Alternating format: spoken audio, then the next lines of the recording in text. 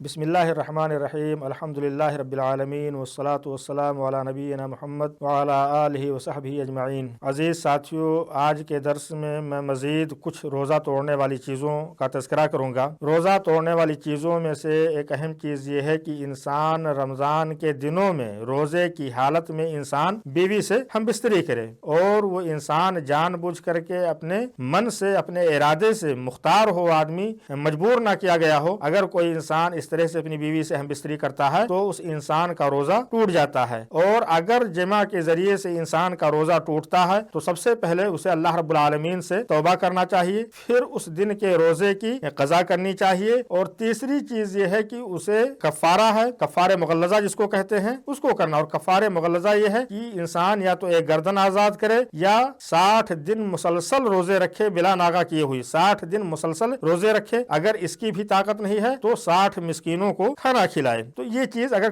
کوئی انسان جان بوجھ کر کے رمضان کے دن میں بیوی سے ہم بستری کرتا ہے تو یہ چیز اس کو کرنی ہوگی۔ میرے اسلامی بھائیوں، ایک اہم مسئلہ یہ ہے کہ اگر کوئی انسان اپنی بیوی سے ہم بستری کا ارادہ کرتا ہے رمضان کے دن میں، کیونکہ اس نے ارادہ کر لیا، اب وہ سوچتا ہے کہ ہمارا روزہ فاسد ہو جائے گا، ہمیں روزہ توڑنا ہے، تو وہ انسان کیا کرتا ہے کہ ہم بستری کرنے سے پہلے کھاتا اور پیتا بھی ہے۔ تو میرے اسلامی بھائیوں، ایسا انسان ایک طرح سے اس ماہ مبارک کی جو حرمت ہے اس حرمت کو دو بار پامال کرتا ہے۔ ایک تو بیوی سے ہم بستری کرنا جو اس کے لیے جائز نہیں، دوسرے کھانا پینا۔ تو کوئی انسان اگر اس طرح سے کرتا ہے تو جیسا کہ میں نے کہا، اس کا جو گناہ ہے وہ بہت ہی عظیم گناہ ہے، اس کے اوپر توبہ، قضا اور کفارہ تینوں چیزیں ہیں، اور یہ چیز کھانے اور پینے کی حالت میں زیادہ ہی سخت ہو جاتی ہے۔ میرے اسلامی بھائیوں، اسی طریقے سے جن چیزوں سے روزہ ٹوٹتا ہے ان میں سگریٹ نوشی کرنا۔ اگر کوئی انسان روزے کے دن میں سگریٹ نوشی کرتا ہے روزے کی حالت میں تو اس سے اس کا روزہ ٹوٹ جائے گا۔ کوئی انسان یہ کہے کہ میں اس چیز کا عادی ہو گیا ہوں، اس کے بغیر میرا چل نہیں سکتا ہے، تو میں اس چیز کو کر رہا ہوں، تو یہ چیز اس کے لیے عذر نہیں ہے۔ تو